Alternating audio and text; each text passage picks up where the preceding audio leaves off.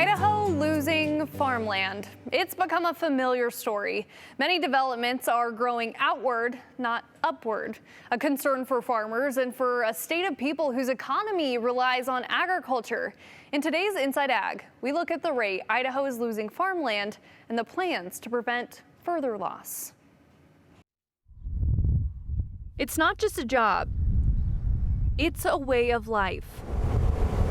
We actually first settled in this area, our family did, in 1910. So we've been here for a long time. But for farmers in Idaho, their lives are changing. This summer, the USDA released its 2022 Census of Agriculture. Between 2017 and 2022, 144,000 acres of working land in the Gem State were taken out of production.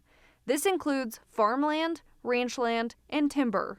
If it's sold off to a developer, it's never going to be production ag again, whether that's for cattle to graze on or whether that's to produce food. That's concerning as well to us as our population increases. What's a part of the shift? Idaho Farm Bureau Federation President Brian Searle says farmers are grappling with offers from developers to buy them out to make room for more growth in the state. Being a farmer myself, we're risk takers and we're price takers. So there's no guarantee on what we'll actually receive out of a crop. There's years that we lose money and it's a roller coaster.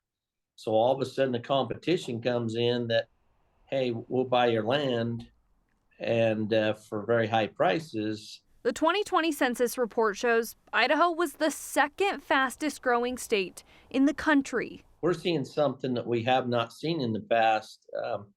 For the fact that people are fleeing out of some of the states for various reasons to come to Idaho. Real estate company Redfin shows the number of homes sold in July in Canyon County is up 40% over the same month last year. In Ada County, more than 21%.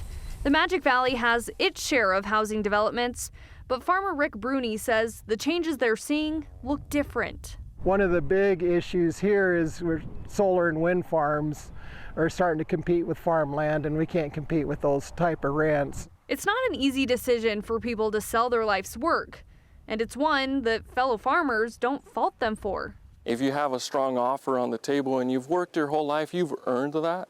So I totally understand if folks want to cash in and retire. Treasure Valley farmer Miguel Villafana says he's seeing less young people get into the business. The resources available, the bank loans available, they require a down payment assistance, or the Farm Service Agency requires that you be farming for 3 or more years. So starting out of the gate trying to buy land is extremely difficult. The USDA reports 50% of Idaho's wheat is exported to foreign markets, and Idaho remains the highest potato producer in the nation.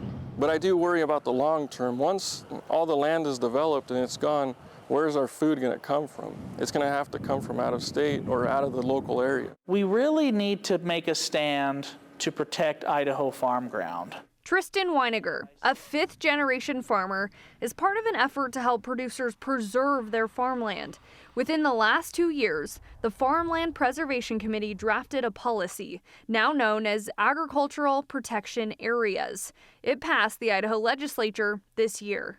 We wanted a voluntary way for farmers to protect themselves, their way of life, and their farm ground from development. That's what it comes down to. Weiniger says the hope is to add financial incentives, alleviating commodity prices for farmers. It's going to take several years, but it is a great stepping stone, and we consider it a big win.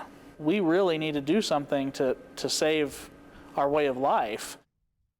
And other states like Utah and New Jersey passed similar policies, but the Preservation Committee is working to make it unique to our state. In the meantime, Villafana encourages farmers and producers to get involved with their local planning and zoning boards.